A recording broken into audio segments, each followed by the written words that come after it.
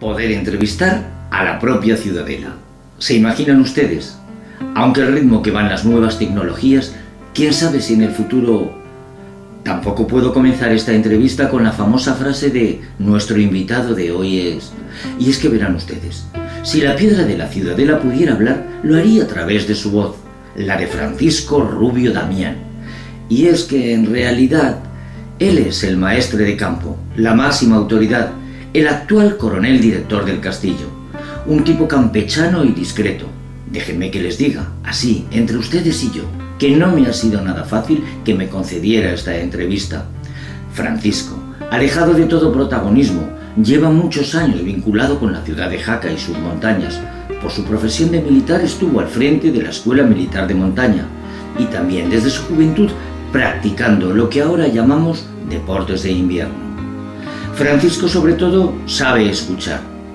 Le miras a los ojos y descubres esa mirada, ese brillo de intuición inteligente que soluciona problemas, transmitiendo seguridad, modelando desde el consenso las decisiones importantes, creando un plan estratégico que lleva a la Ciudadela, ese viejo castillo con más de 500 años, a una época dorada, abriendo espacios, derribando vallas, creando propuestas que nos acercan la Ciudadela al mundo del arte, de la historia, al del teatro, el turismo o el ocio. Pensado para los de Jaca, para los de fuera, pensado para los niños, para las familias, una Ciudadela para el mundo entero.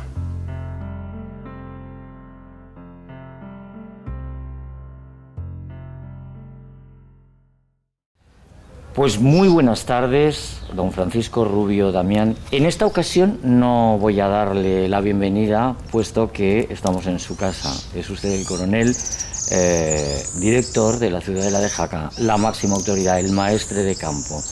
Y cuando nombramos el maestre de campo siempre asoma a nuestra mente don Juan de Velasco. A mí se me ocurre preguntar, si 500 años después se tropezara con Juan de Velasco por esta plaza de armas, ¿qué le diría? Pues le haría preguntas, no, le diría poco, seguro que él me preguntaría cosas de cómo va la vida 500 años después, pero yo le preguntaría cosas que nos intrigan ahora, ¿no? De si él fue el Juan de Velasco que detuvo a Juan de Lanuza, al Justicia de Aragón. Esa sería una buena pregunta, y si fue, ¿cómo fue? Pues es que me viene al pelo esta pregunta porque precisamente yo no sé hasta dónde se puede decir, pero parece que hay un estudio ahora, además del hecho curioso de cómo se encontró la tumba de Juan de Velasco. Sí, bueno, cómo se encontró ya es un caso peculiar, algo inaudito, que no se supiera que existía el sarcófago y estaba enterrado debajo del altar, que se enterró mucho tiempo después, cuando él murió no estaba hecha la capilla, ¿no? Eso ya tuvo que ser todo un descubrimiento, pero luego recuperamos los huesos que... A eso iba, sí. Digamos que, no sé si se perdieron, el caso es que no estaban localizados en Zaragoza. Tuvimos la suerte hace un año de recuperarlo y ahora estamos haciendo estudios genéticos.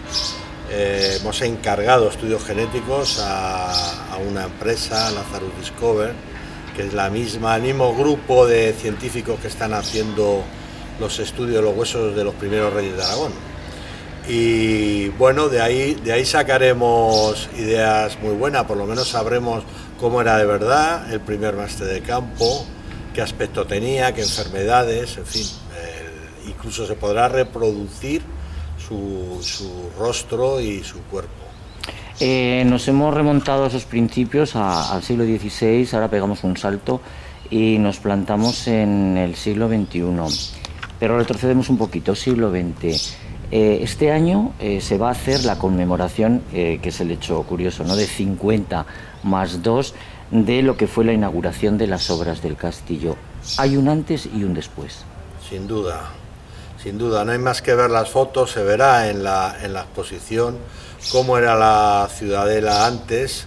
El castillo tenía la suerte de tener todos los elementos, no había dejado de usarse, había tenido empleo militar como acuartelamiento todos estos años, y eso te da una ventaja, la ventaja de las cosas que se usan se mantienen. pero también es cierto que está en unas condiciones no óptimas y había una serie de edificios añadidos que sobraban, ¿no? Por decirlo de esa manera. Esto fue una obra magnífica que se pudo hacer a lo largo de 2 años y gracias al impulso del momento y a la situación del momento. Hay que tener en cuenta que en esa época había servicio militar, digamos que había gente, a lo mejor no había tanto dinero, tanta financiación, pero había gente con ganas de trabajar y hacer las cosas. Y además hizo muy bien, con criterios históricos, y hasta el punto que, como muy bien sabes, mereció el premio Europa Nostra. Y queríamos celebrar en 2020, en julio de 2020, el 50 aniversario de esta restauración. Se nos cayó encima la pandemia de golpe y no podíamos renunciar. Así es que este año celebraremos el 50 más 2, porque la ocasión lo merece, no lo podíamos dejar pasar.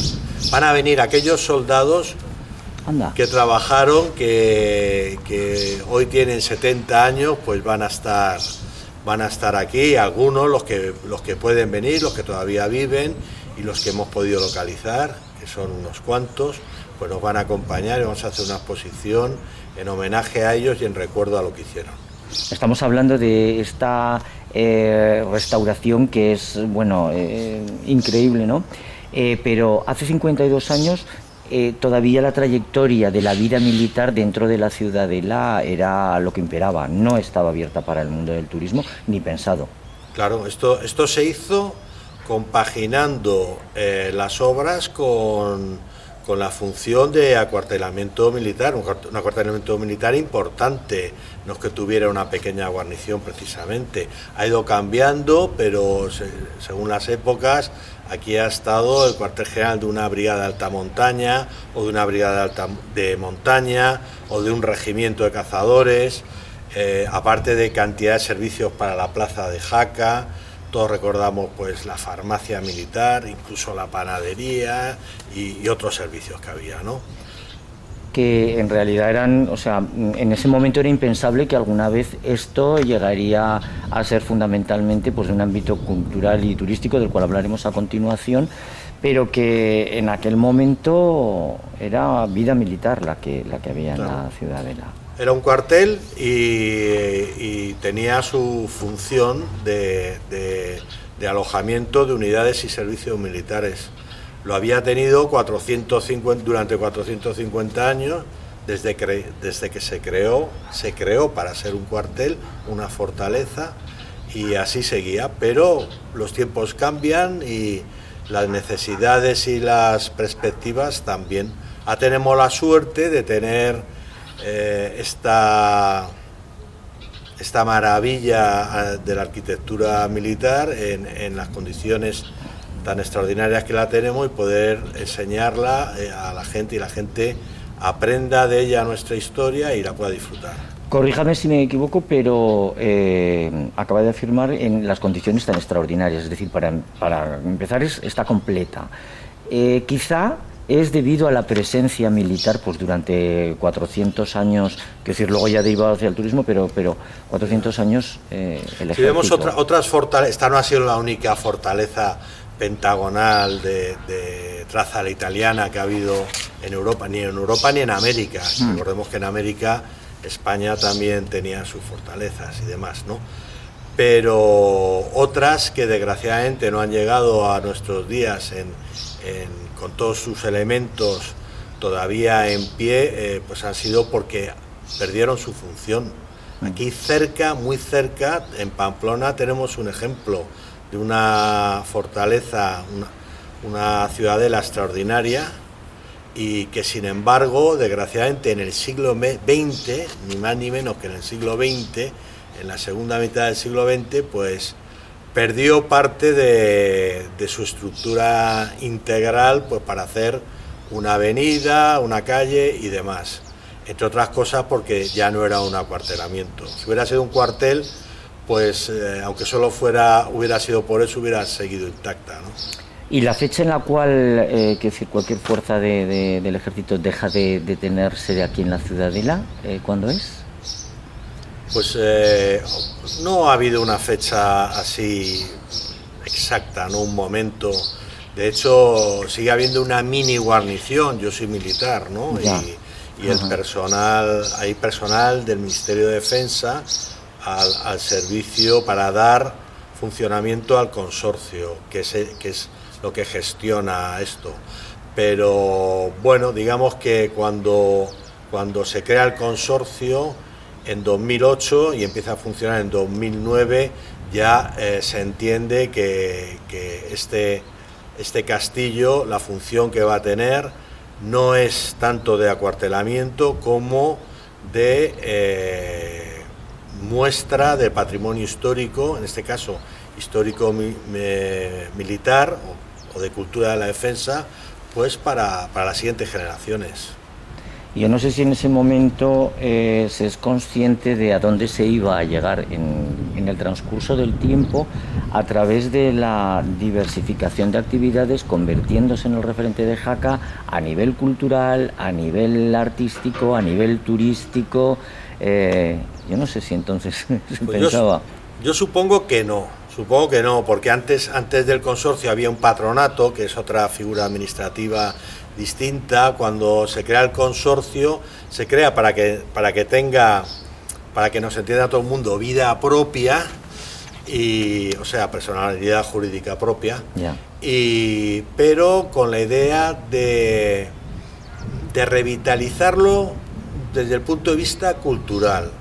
No creo que al menos en el corto y medio plazo tuvieran una visión tan amplia como la que se ha alcanzado después y la que se va a seguir ampliando, ¿no?, en el futuro.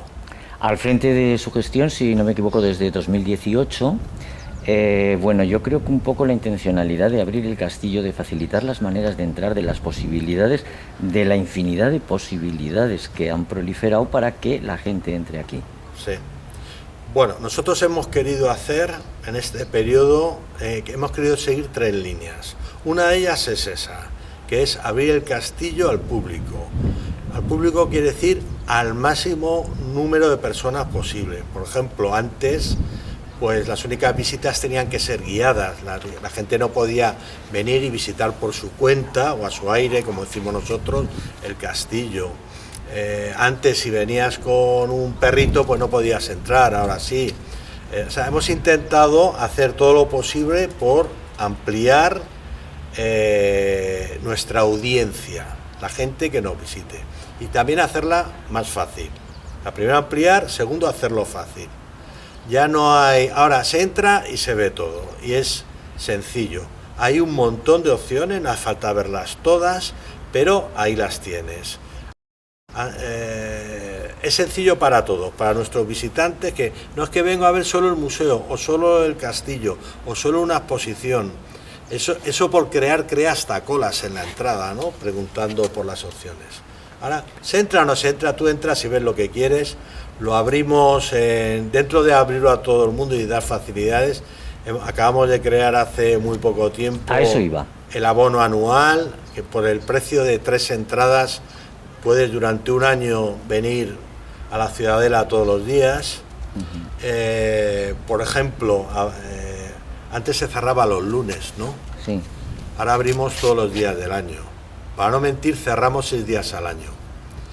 ¿Por qué? Pues porque la gente que viene los lunes a Jaca también tiene derecho al castillo, ¿no? Y por otro lado, porque yo creo que hay una intencionalidad muy clara, ¿no?, de acercar a la propia gente de Jaca. Es decir, la Ciudadela de Jaca es el edificio emblemático, pero que puedan entrar a lo largo del año, porque también son unos buenos embajadores. Sí, y es que además este castillo está ubicado en un sitio privilegiado. Dentro de Jaca, por el castillo se pasa, esto es muy difícil, un castillo y tan grande, que se pase por él paseando, estamos a 3 minutos andando de la catedral, es algo muy peculiar. Entonces Jaca, la gente de Jaca y los que no son de Jaca que vienen aquí, todos antes o después pasean por el centro, pasan por aquí, pues que tengan la oportunidad de entrar, que sea fácil para ellos, que sea cómodo. Hubo un tiempo cuando, bueno, pues cuando las fuerzas del ejército estaba aquí, pues habría, pues yo me imagino que más mano de obra. Yo no sé, es por curiosidad, pero ahora mismo el consorcio, el mantenimiento, el tenerlo todo tan bonito que cuando la gente entra, pasa ese túnel y ve la plaza de armas, pues genera un suspiro, ¿no? Me imagino que debe de ser una tarea ardua. Pues sí, es una labor sin fin, porque bueno, nosotros tenemos personal de mantenimiento muy bueno en lo técnico y muy dedicado, muy comprometido como el resto del personal. La verdad es que somos un equipo que todo el mundo está muy por la labor y le gusta el castillo y lo que hace, ¿no? Pero concretamente el personal de mantenimiento pues es muy limitado, son 2 personas, llegan hasta donde llegan, trabajan a destajo y lo que hacemos es complementarlo lógicamente con servicios de empresas de muy buenas que contratamos para diferentes necesidades, y con eso hacemos la rehabilitación y mantenimiento del castillo. Es una de nuestras líneas estratégicas. Para nosotros es una de nuestras razones de ser, junto con la puesta en valor cultural. Innegable la belleza del castillo, de la ciudadela, innegable también la historia, ¿no? Y el éxito que se tiene, que de eso hablaremos luego también del número de visitantes, pero convertir también en un referente artístico, y me estoy refiriendo, por ejemplo, y también bajo su gestión, la inauguración de otra sala de exposiciones en los tiempos que corren. Qué bien, ¿no? La Sala Burnau. Pues estamos muy contentos de eso. Aprovechamos la pandemia para trabajar con ese personal de mantenimiento en habilitar ese espacio expositivo.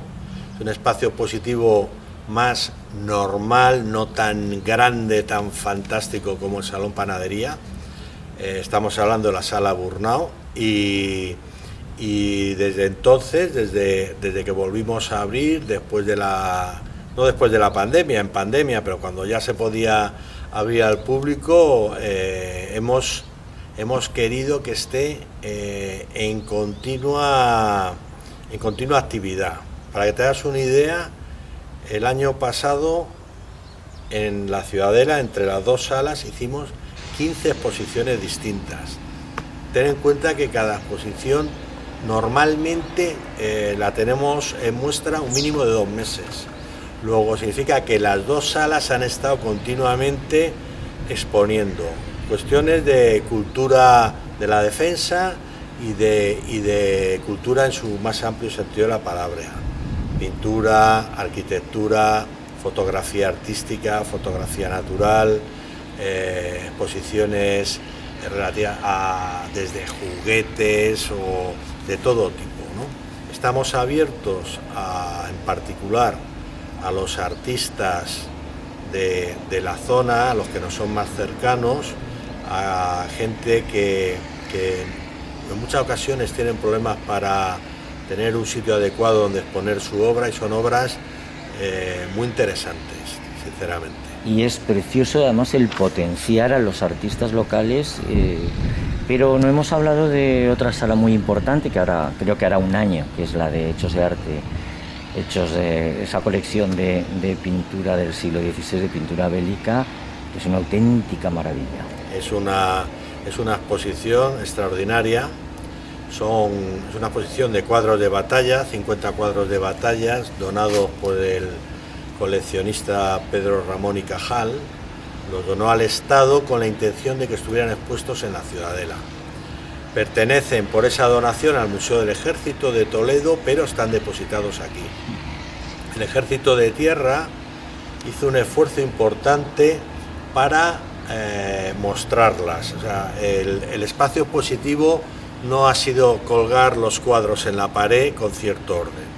No, es una exposición que es muy bonita a la vista, es muy moderna, está complementada con unos audiovisuales muy instructivos que se los debemos a la Fundación Telefónica, por cierto, desde donde se explica hasta cómo se hace una pintura, cómo se hace un grabado, cómo se hacían los cuadros de batallas, cómo los soldados de la época de los tercios explicaban a los pintores en qué consistían sus batallas, cuáles eran sus experiencias. Se explica la batalla de Pavía, en fin. Es muy bonita, los fondos son muy buenos y el espacio museístico es moderno, muy actual, atractivo. Hemos hablado precisamente de eso, de la oferta de las salas de exposiciones, pero ahora íbamos a la oferta museística, porque también pues no hace mucho tiempo que se inauguró el Museo de las Tropas de Montaña, también maravilloso. Sí, concretamente de Tropas de Montaña, lo último que se ha inaugurado, que también es del año pasado, junto con la sala de cuadros de batalla, es una sala dedicada y que es del Regimiento de Montaña Galicia 64, que es nuestro regimiento, el de Jaca, el de toda la vida de Jaca, ¿no? Y es una sala también muy actual de lo que se lleva ahora. Hay poco escrito y mucha imagen. Por una parte tiene una zona de fotografías antiguas del regimiento en Jaca. Ya solamente esa parte merece la pena porque uno ve no solamente cómo era el regimiento, cómo vestían los soldados, cómo se hacían la instrucción de escalada más básica cuando no había equipos como los que hay ahora y demás, sino también cómo era Jaca entonces, pues son fotos muy antiguas, se ven las murallas de Jaca, ¿no? en varias de ellas y demás. Luego hay otra parte donde a través de fotografías de Jordi Bru, que para el que no lo conozca es el mejor fotógrafo español, sin duda, y fuera de España desconozco hasta en dónde estará, pero estará muy alto, de fotógrafo de recreacionista histórico, ¿no? Bueno, pues con sus maravillosas fotografías nos enseña la historia del regimiento desde la época de los tercios, que es a donde se remonta, hasta la actualidad. Y es una manera de ver la historia del regimiento maravillosa, estupenda. Ahora hay otras salas de montaña que se van a ir actualizando próximamente. Y ya como baluarte también y pilar muy importante de esta ciudadela, ese maravilloso Museo de Miniaturas Militares, pero además museos vivos. Quiero decir, recientemente se inauguraba una nueva maqueta. Hace pues un par de años se inauguraba la dedicada a la UME y es como un reciclaje continuo. Sí, es un museo muy bonito, muy especial, el Museo de Miniaturas Militares. Tiene más de 50.000 figuritas ahora. No solamente son las miniaturas que tienen, sino cómo están expuestas, el discurso museístico, la historia de los ejércitos desde el antiguo Egipto hasta nuestros días, pero como muy bien dice, es un museo vivo, se va renovando. Durante la pandemia, desgraciadamente, no tuvimos la oportunidad ni los fondos de irlo ampliando, pero gracias a la Fundación Guardia Civil hemos podido inaugurar hace muy pocos meses, un diorama dedicado al cuerpo, diorama precioso, espectacular, que está junto al anterior de 2019 de la Unidad Militar de Emergencias, en una sala, la última sala del museo, donde presentamos los militares de hoy en día, ¿no? La UME, la Guardia Civil, las operaciones de paz en el exterior, etcétera. Y es un museo vivo porque también tiene entre sus fondos, y esto es, la gente que le gusta la miniatura sabe su valor, toda la colección de los premios miniatura, los premios Ejército de Miniatura, que están desde el año 1947 hasta nuestros días. Bueno, son del Ejército, pero están depositados aquí y lógicamente cada año se convoca y cada año va engrosando nuestros fondos. Hablamos de museos vivos, pero Ciudadela viva, y sin irnos más lejos, de la Plaza de Armas, que ahora la están pavimentando. Sí, la estamos pavimentando porque el centro estaba todo enlosado y el centro pues había unos caminos en los parterres del fondo muy bonitos de grava, pero eran tan bonitos como problemáticos, porque, bueno, para entenderlo, la grava, si la pisa, pasa a la hierba, y luego cuando vas a cortar la hierba con las cuchillas, con el cortacésped se rompen las cuchillas. Todo eso nos obligaba a impedir el acceso al centro, a pasear por el centro de la plaza, para no tocar la grava.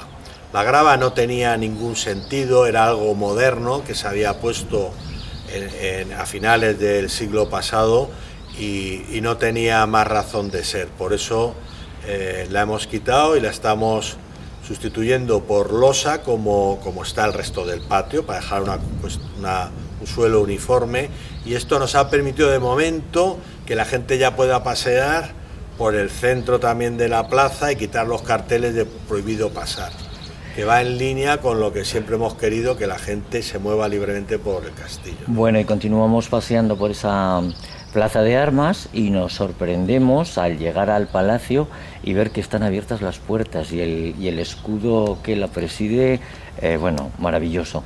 Bueno, para quien no lo sepa, los 3 escudos que hay en distintos puntos de la fachada del castillo son réplicas exactas de los originales. Los originales estaban allí a la intemperie, se estaban deteriorando, y hubo un momento que se decidió con muy buen criterio retirarlos para protegerlos de las inclemencias, ¿no?, del tiempo. Y además en Jaca sabemos que el invierno puede ser muy duro, ¿no? Y bueno, pues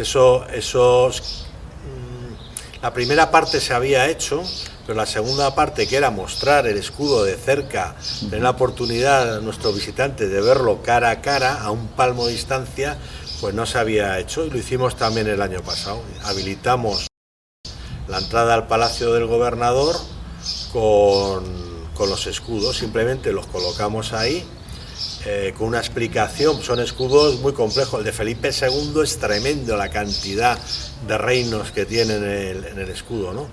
Con una explicación para que la gente sepa qué es cada figura, qué significa cada elemento del escudo, y que los pueda ver de cerca. Y que puedan ver incluso el tamaño, cómo pudieron poner eso ahí en la fachada. Yo antes me lo pregunto, con lo que nos costó llevarlo ahí con la maquinaria moderna, cómo lo pudieron hacer en sus días, ¿no? Pero bueno, ahí lo tienen. Es una filosofía como cada vez de mayor acercamiento hacia el público. Decía hace un momento de retirar los carteles de prohibido pasar por aquí, de prohibido ver esto. Ese acercamiento que en la realidad se traduce en un incremento de visitas, un incremento paulatino desde hace un montón de años. Ya nos referimos, gracias a Dios, cada vez con más lejanía de la pandemia, pero es que incluso el 2020 no fue un año malo de visitas en la Ciudadela. Sí, bueno, el 2021, como que dices. Perdón, sí. Pues la verdad es que íbamos muy bien. 2018 superamos los 92.000 visitantes de entrada, de pago de entrada. Visitantes tenemos más, lógicamente.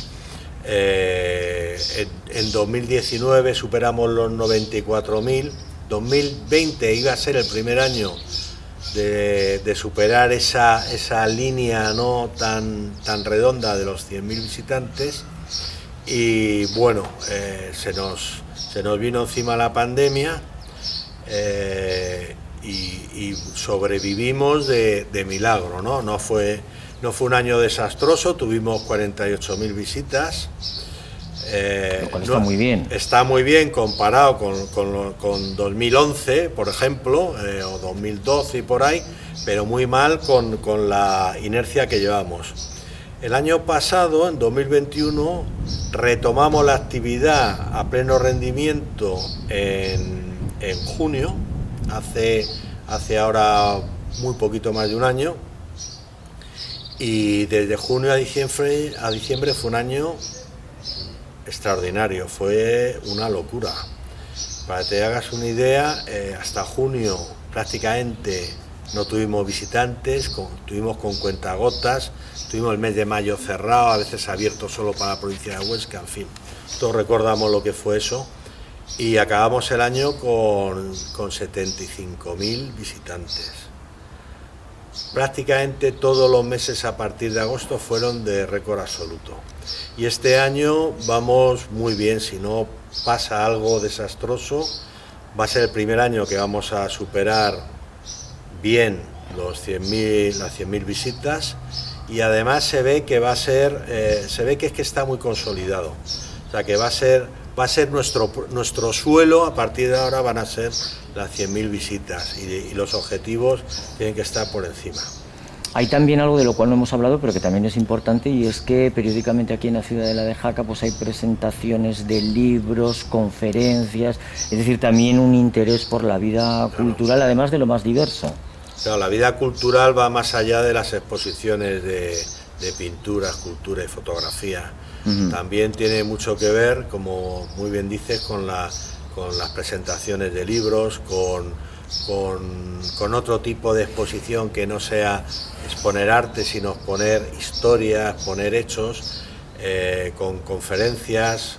Nosotros solemos hacer conferencias que estén relacionadas normalmente con algún aniversario, por darle un contenido, no decir, bueno, vamos a dar una conferencia de algo porque hemos encontrado a alguien que sabe de eso, ¿no? Intentamos dar contenido, o en el marco del territorio y nuestra historia, o en el marco de la cultura de defensa, ¿no? Pues, por ejemplo, si es un aniversario de la batalla de Lepanto, un aniversario redondo, se hace. Si es este año, se cumple el centenario de la creación de las unidades de carros de combate, ¿no? De los tanques, pues vamos a dar unas conferencias muy interesantes sobre eso. O conferencias, hace poco se presentó un libro de Ana Mafé sobre el Santo Grial de la Catedral de Valencia. Ajá. ¿Por qué? Pues porque hay una asociación que ha cumplido 20 años que está promocionando el camino del Santo Grial, que es un camino que nace en Jaca y termina en Valencia. Bueno, pues ahí teníamos que estar nosotros, y ahí estuvimos. Nosotros Diversificación, estamos abiertos a la cultura. Diversificación y además calidad del producto, de las actividades, de los museos. Y yo creo que consecuencia lógica es la presencia en redes, la presencia en medios de comunicación, y es que la Ciudadela cada vez suena más fuerte. Es extraño el día o la semana en la cual aquí no hay una grabación de algo. Sí, bueno, porque el sitio es muy bonito y cada vez somos más conocidos. El sitio es tan bonito como hace 20 años, la diferencia es que hace 20 años no éramos no éramos tan conocidos. Nos estamos haciendo, hasta cierto punto, tómalo con toda la precaución que quieras, nos estamos haciendo populares, ¿no? Estamos haciendo conocidos. Primero en nuestro entorno más cercano, en la comunidad autónoma de Aragón, pero cada vez más a nivel nacional y poco a poco a nivel internacional. Nuestro objetivo está en mantener el nivel de conocimiento y popularidad, por decirlo así, en Aragón, pero ampliarlo fuera de nuestras fronteras, por decirlo así. Y en esa línea se trabaja con presencia, pues no sé, a nivel nacional, que quizás sea donde menos conocido pudiera ser, pues con programas como Cuarto Milenio, con presencia también de la Ciudadela en la Feria Internacional de Turismo en Madrid, en Fitur, y bueno, pues es que esto es imparable. Sí, este año ya hemos salido en 4 programas de televisión en América, en Estados Unidos, en México y Centroamérica. Es el mismo programa, pero que se ha emitido en distintos canales de América. ¿Para qué sirve eso? Bueno, pues para que te conozca, para sonar. Está claro que no buscamos que vengan aquí precisamente mexicanos, sabemos que van a venir. No se trata de eso, se trata, como muy bien dices, de estar en los medios, de moverte, de poder compaginar una presencia local con una internacional, pasando por una nacional. Es muy importante salir en un programa de Cuarto Milenio, pues es importante porque lo ve mucha gente y lo ve varias veces, porque me parece que fue la semana pasada, me sorprendieron por WhatsApp diciendo, oye, que lo están emitiendo otra vez, ¿no? A otra hora, ¿no? Un poco más de noche, pero Son programas que luego se aprovechan. En Aragón Televisión nos ha tratado siempre muy bien y solemos salir con bastante frecuencia y, como digo, con muy buen trato, nos tratan con cariño y con respeto, cosa que agradezco. Y bueno, pues se trata de eso. Si no te conocen, no puedes decir lo bueno que eres. Precisamente por eso, porque es presencia pero también es reconocimiento, y me voy por ejemplo a uno de los últimos reconocimientos que ha obtenido la actividad de Ecociudadela.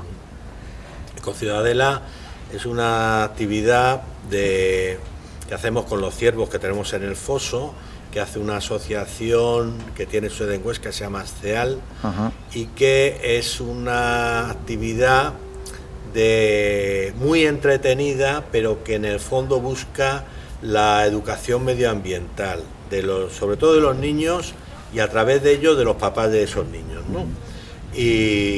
Pero es una actividad muy bonita con los ciervos, como digo, y tiene mucho éxito en el sentido de gente que lo hace, mucho participante en esta actividad, y también el reconocimiento. Ya estando yo, desde luego, ha tenido 2 premios. El último ha sido galardonado con el premio a la mejor experiencia turística medioambiental de Aragón hecha por ONGs, ¿no? Y asociaciones. Es un premio importante, pero ya hace 3 años fue finalista de mejor experiencia turística en general, no medioambiental.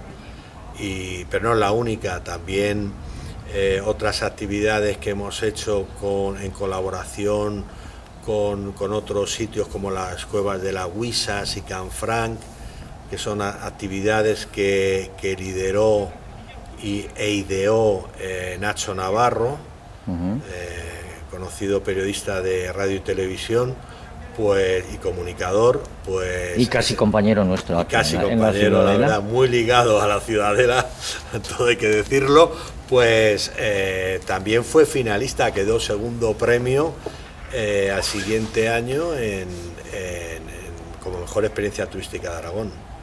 Y luego está lo que tú haces de las obras teatralizadas, La memoria de la piedra, que después de tantos años pues sigue atrayendo a gente, porque aparte de que claro, va cambiando, no siempre es lo mismo, pero tiene un atractivo indudable, ¿no? Que la gente aprende de la historia del castillo de los Rincones y además se ríen. Importante en los tiempos que corren, y cada vez yo creo que más el hecho de que la gente se pueda reír. Yo sé, porque yo he estado delante cuando te han dicho más de una vez, que dice, oye, en esta hora y media, 2 horas, he aprendido más de la historia de Aragón, del castillo, de Jaca, que en todo lo que había leído. Claro, los libros, porque ¿no? Hay una estructura básica que es esa historia, ¿no? Del antiguo barrio del Burnao, de la construcción por Tiburcio Spanoki, pero luego ya todo lo demás es humor para que la gente se ríe, y entre col y col lechuga, que solemos decir. Hablábamos hace un momento de Nacho Navarro, además experto campanólogo. Sí. Es que la pregunta que voy a hacer ahora a nuestros espectadores les va a parecer muy curiosa. Hablaba de la posibilidad, incluso de la utilidad de la campana de la espadaña de la Ciudadela. Oye, sí, y es que es una cosa que ando detrás de él a ver si la recuperamos. La campana de la iglesia, que aquí tenemos, y tenemos la campana de la espadaña, o sea, del campanario de la fachada del castillo. La campana es un instrumento cuyo sonido se puede oír desde muy muy lejos. Luego es una herramienta fenomenal, magnífica para dar órdenes. Claro. Y más en una época en la que no hay megafonía, ni teléfono, ni nada. Pero, entonces, igual que los que han hecho el servicio militar y se acuerdan de los toques de corneta, que según el toque de corneta pues significa hay que levantarse, o hay que ir a comer, o hay que ir a formar, o lo que sea, pues se daban las órdenes o la información o las horas con toques de campana. Y Nacho Navarro, que es campanólogo, pues todo esto se lo sabe, y hay un procedimiento. Yo quería y probablemente se hará, y si no lo hago yo, lo hará el siguiente, si Dios quiere, pues reactivar los sonidos de la campana de la Ciudadela. Algunos de ellos, ¿no? Pues llamar para abrir, no sé, vincularlo un poco a las actividades del castillo, ¿no? Sería bonito y desde luego yo me lo pediría para la visita teatralizada. Francisco, estamos ya en puertas, en línea de salida de este verano 2022. Ya, si Dios quiere, como decía antes, no hay pandemia y hay un buen pronóstico y desde luego cosas para hacer en la Ciudadela. De todo. Nosotros en verano hacemos un esfuerzo especial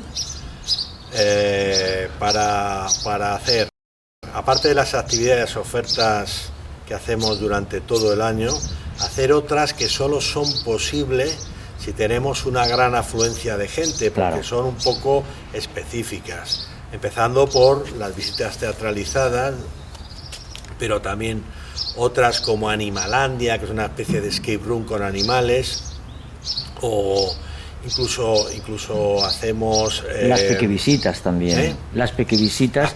Las pequevisitas hacemos todo el año, pero claro, duda cabe que en verano pues viene más gente, ¿no? Pero cenas temáticas, cenar de noche, al aire libre, en la Ciudadela, claro, hacemos 2 al año en verano, ¿no? Son cosas que se pueden hacer de vez en cuando, que requiere un esfuerzo de gestión y planeamiento, pero no merece la pena porque ofrecemos algo distinto, otra forma de disfrutar de la Ciudadela y bueno, estamos en ello. Y luego también nos reservamos las exposiciones un poquito especiales, ¿no? Esas las dejamos para el verano y para las Navidades. Este verano vamos a tener una exposición muy buena, muy especial para nosotros, que es vamos a mostrar los fondos no expuestos del Museo de Miniaturas Militares. Qué interesante. Claro, porque no están expuestos, no es ni por falta de calidad, ni porque... No, es porque están fuera de un discurso museístico. Claro. Pero son colecciones muy buenas que la gente desgraciadamente no puede ver porque no tenemos un espacio infinito para tener todo expuesto y más sin ningún sentido a lo mejor.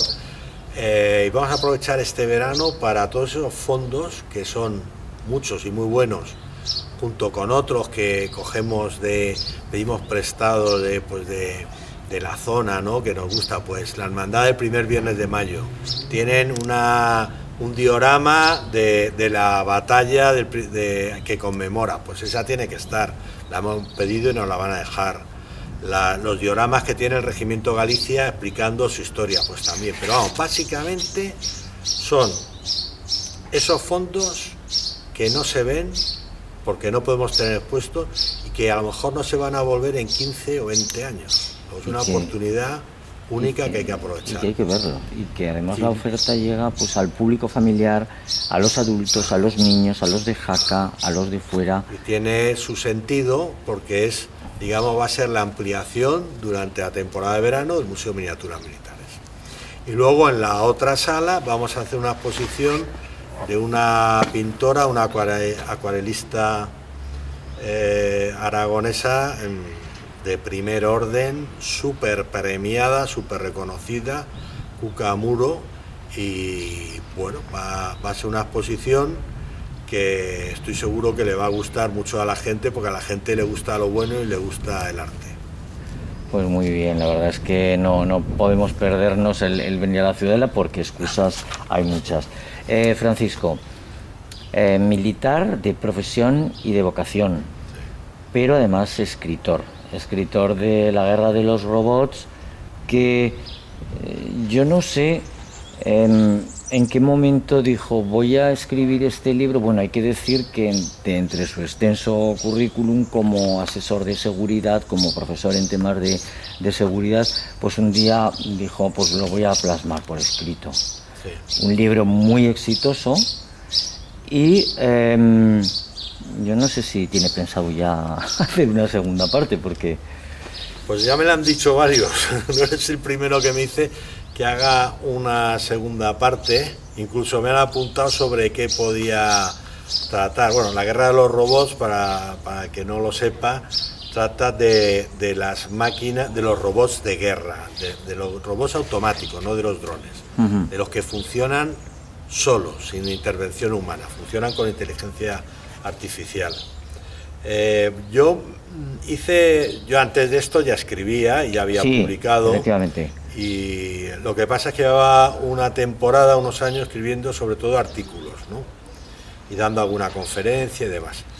Pero era un tema que me empezó a preocupar a través de los drones. Me empezaron a llamar la atención el hecho de manejar un dron, de poder atacar un objetivo con un dron desde la comodidad, entiéndase, de mi refugio, ¿no? Y manejándolo a distancia, poder atacar y con esa especie de seguridad extraordinaria, por no decir impunidad, que sería quizás demasiado, en ese ataque, ¿no? Parece que ahí había algo, digo, esto tiene que tener consecuencias, aquí tiene que haber una lectura ética detrás de todo esto, ¿no? Oye, cuando me pongo a mirar esto, digo, esto no es nada, esto al fin y al cabo lo maneja una persona. El problema es cuando ese dron no necesita una persona que lo maneje. Cuando tú le digas, vete a esa zona y cárgate tal, y él ya vaya por su cuenta y localice el tipo de objetivo que él cree que es objetivo y que él cree que es el enemigo a destruir, y lo destruya. O sea, cuando la máquina, para entendernos, entre comillas, decida, porque esto tiene muchas variables, pero bueno, vamos a decir que decida entre la vida o la muerte de una persona, o entre la destrucción o no destrucción de un objetivo, ¿no? Yo me acuerdo hace un par de años en una conversación que manteníamos y que me decía que además toda esta tecnología, toda esta evolución estaba viva y que cada día cambiaba. No quiero ni pensar cómo puede estar ahora o si se ha estancado ya, porque parece que es imposible que se pueda evolucionar más en el tema, pero yo creo que todos de alguna manera con la guerra de Ucrania estábamos ahí con la mosca detrás de la oreja. Sí, pero no se ha empleado. En la guerra de Ucrania se ha empleado la inteligencia artificial, pero no se ha empleado en máquinas de combate. Pero sí se ha empleado. Por ejemplo, Ucrania está empleando unas aplicaciones de inteligencia artificial, concretamente una se llama Clearview, y que es de reconocimiento facial. La está empleando para localizar personas. Esto también es problemático, porque si es para identificar a un fallecido, sobre todo si es ruso, no tiene documentación y poder saber quién es ese fallecido, vale, pero es que también sirve para identificar si alguien es enemigo, si es infiltrado o no, en fin, puede tener una serie de connotaciones y además otras jurídicas que vienen de cómo has conseguido la base de datos y demás. Pero la inteligencia, y también se ha empleado inteligencia artificial pues para monitorear las conversaciones telefónicas, las comunicaciones tácticas y estratégicas rusas y demás. Rusia lo ha empleado para hacer fake news, ¿no? Y para lanzar ejército de bots que difuminen que manden por el mundo las redes esas fake news, esos bulos y demás. Pero el caso es que no se ha empleado en las máquinas autónomas. Creo que es, creo que es porque la inteligencia artificial no ha alcanzado, aunque nos sorprenda lo que hace, no ha alcanzado el nivel de eficacia requerido para dejar que maneje una máquina de matar. O sea, una inteligencia artificial es súper eficaz. Por ejemplo, para ganar a Kasparov al ajedrez, eso es fácil. Eso, que nos parece inaudito, eso es fácil para una inteligencia artificial. Pero para manejar un armamento, el nivel de eficacia a lo mejor es del 99,5%. Eso muy poco. ¿Tú volarías en un avión de pasajeros manejado por una inteligencia artificial con una eficacia del 99,8%? No, ¿verdad? No, porque ahí hay un 0,2 que dices, oye, ¿no? Claro, bueno. Claro. Pero en esa progresión en la cual la ciencia ficción ya deja de ser ficción y se convierte en una realidad, a veces no es fácil el diferenciarla. Yo veía hace poco una cámara supuestamente alojada en un satélite o no sé dónde, que es capaz de bajar y lo que hablábamos hace un momento, reconocer una cara. Sí. ¿Eso es posible ya? Eso sí. Mira, el Clear, es que es la aplicación esta Clearview tiene una base de datos de decenas de miles de millones de fotos. O sea, todas las fotos que estén en las redes sociales, en Facebook, en Instagram, en las redes sociales específicas rusas y demás, las van adquiriendo, que salgan en internet, en cualquier sitio de internet, todas esas las va captando y aunque tú no tuvieras, que tienes redes sociales, si la tiene un familiar tuyo o la tiene un amigo y ha salido en una foto y tal, estás en esa base de datos. Y además da lo mismo que ha salido ahora o hace 10 años, porque la inteligencia artificial tiene una capacidad de envejecimiento que te calcula cómo eres ahora si la foto que tiene en su base de datos fuera de hace 10 años o de 20, ¿no? Entonces, es posible, es súper posible. El dueño del Clearview dice que la fiabilidad que tiene es de más del 99%. Volvemos a lo de antes. Sí. Vale, eso está muy bien para reconocer a una persona, si no es para identificar si es amigo o enemigo, ¿no? Simplemente alguien que no se sabe quién es, no se tiene en medio forense porque estamos en guerra, bueno, pues está bien. Sí. O la inteligencia artificial, un 99% está muy bien para recomendarte música, ¿no? Claro. Oye, me recomienda música, qué bien, casi siempre acierta. Pero hay cuestiones, hay ámbitos que se llaman ámbitos sensibles, donde la aplicación de la inteligencia artificial requiere un nivel de fiabilidad tan alto que no se ha alcanzado. Y probablemente sea difícil que se alcance. Y mientras no sea así, esa inteligencia artificial, ese uso tiene que estar supervisado por una persona, por un humano. Estaba yo pensando ahora mismo que no sé si los descubrimientos, ¿no?, de esa inteligencia artificial aplicada sobre todo pues, en los finales del siglo XX, siglo XXI, es comparable a la impresión que causó en el siglo XVI cuando de pronto llegó aquel mejunje negro que era la pólvora y se incorporó a los ejércitos. Me parece a mí que no. Pues no hasta cierto punto. No hasta cierto punto, igual sí. Ten en cuenta cuando se inventó se inventó antes, pero cuando se logró aplicar ese mejunje negro llamado pólvora a unos tubos que disparaban a distancia, claro, seguro que hubo gente que dijo que eso no era de caballeros pelear así, ¿no? Una forma rastrera de pelear en vez de dar la cara con el arma blanca, cuerpo a cuerpo, enfrentándote de forma franca a tu enemigo o adversario. Sí, pero al final el que no tenía el arma de pólvora perdía la guerra, con lo cual al final todo el mundo la tuvo. Pero además de eso, quiero decir, el miedo y la impresión que puede causar que aquella pólvora utilizada en el conflicto bélico de pronto desmembraba las altas torres, las murallas, que eso da paso a la arquitectura del siglo XVI, ¿no? Pero yo me imagino que de pronto ver que el efecto de aquello era capaz de desmembrar de esa manera las edificaciones debió de ser... Dijeron cuando vieron que los castillos de la Edad Media, con esas torres tan altas de piedra y pequeñas, estamos hablando de este grosor, de poco grosor, pues se caían como hojas de papel con los cañonazos de la artillería, de una artillería muy básica y primitiva, pues eso tuvo que ser una auténtica revolución. Fue una revolución. Claro. Implicó el cambio de la forma de hacer los castillos, y se empezaron a hacer los castillos como se hizo esta fortaleza. ¿Y qué duró? Pues duró hasta la siguiente revolución. Este tipo de fortaleza de traza a la italiana, fortaleza de época moderna que sustituye a los castillos medievales.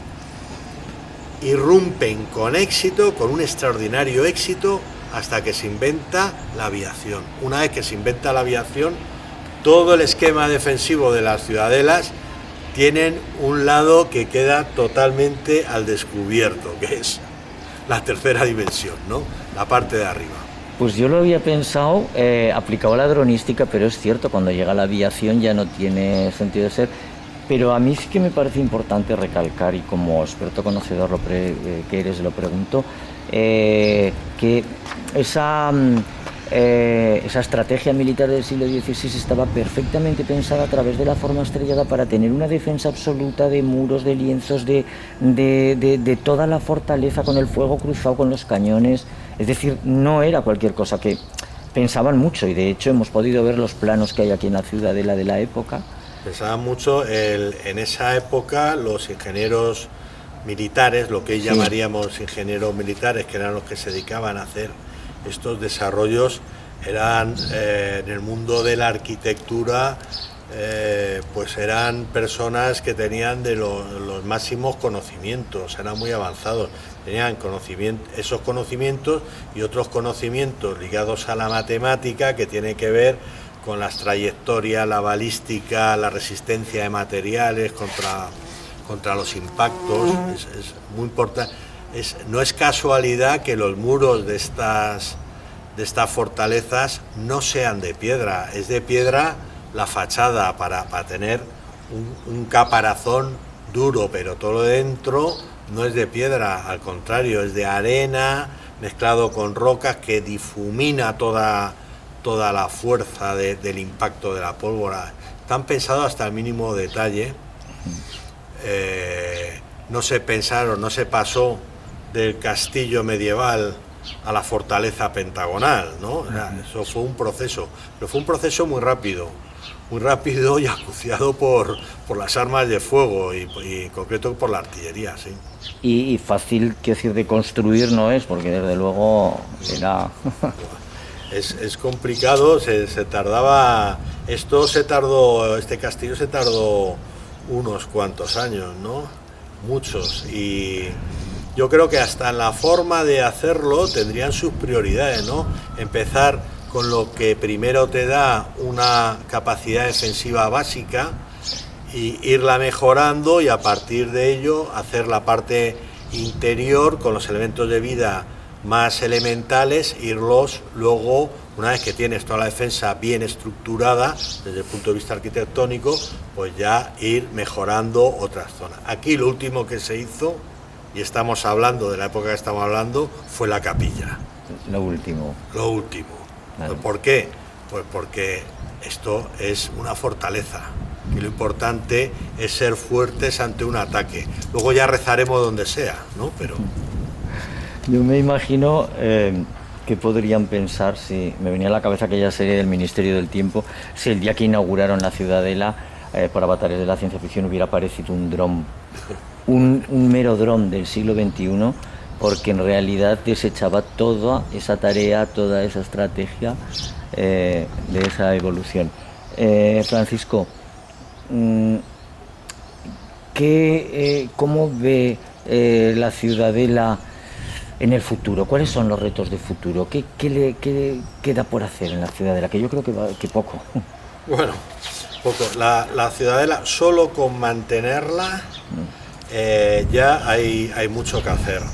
Periódicamente surgen actuaciones que sobrepasan las capacidades de mantenimiento y rehabilitación que puede tener un consorcio como el nuestro, ¿no? Que requiere un apoyo institucional muchísimo más importante, ¿no? Pues aquí tenemos un muro que sabemos que hay que ir pensando en rehabilitarlo, y bueno, pues ya se ha hecho una parte muy importante, que es el proyecto, pero claro, la otra parte tan importante es conseguir los fondos. No son cosas que a lo mejor parezca que son urgentes, pero se sabe que hay que hacer antes o después. Pero yo veo a la Ciudadela en muy buena forma física, la veo cada vez mejor. va cumpliendo años y hay que irla cuidando y la parte buena es que el modelo de gestión del consorcio pues la va cuidando. O sea, aparte de revitalizarla desde el punto de vista cultural, hacemos un esfuerzo muy grande en mantener y rehabilitar en la medida de las posibilidades económicas que tenemos nosotros. ¿Piensa que queda algún secreto oculto aquí en la Ciudadela, algo por descubrir, algo que desconocemos? Yo estoy convencido, estoy convencidísimo. Y puede haber, de hecho creo que hay indicios, no sé hasta qué punto de descubrimiento, pero hay indicios, varios indicios de cosas que no están al descubierto. No te voy a decir por descubrir, no están al descubierto, pero están. Pero hace falta también hace falta tiempo, para todo hace falta tiempo, dinero y personal.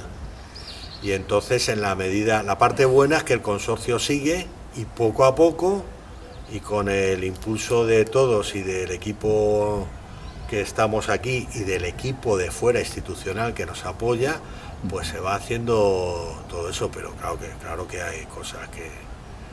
Y además ya, acuérdate de esta conversación y ya verás como sí, seguro. Muy bien. Pues don Francisco Rubio Damián, muchísimas gracias por concedernos esta entrevista. Y placer. Me viene a la cabeza la famosa frase de la canción de las obras quedan, las gentes se van, y desde luego su huella en el castillo, en la Ciudadela de Jaca, es imborrable. Muchas gracias.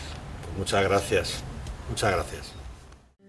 Hemos sabido que también Francisco es de los que piensan que la Ciudadela esconde todavía algunos secretos por descubrir, que a veces no es fácil conseguir los fondos necesarios para lograr los objetivos de ese crecimiento, de esa expansión, que los museos, las exposiciones, las conferencias y en definitiva todas las propuestas deben renovarse, crecer para estar vivas y ser actuales.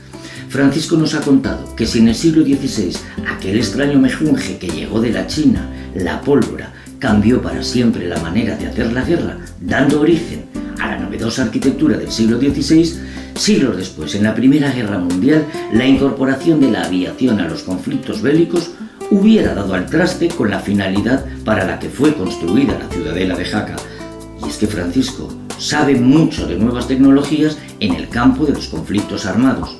Aunque él no lo dice, es un escritor de éxito, autor, entre otros, de La Guerra de los Robots, una apasionante reflexión de esas nuevas tecnologías que al final no es sino la confrontación del hombre, de la conciencia humana frente a la máquina, y del que ya somos legión los que le pedimos una segunda entrega.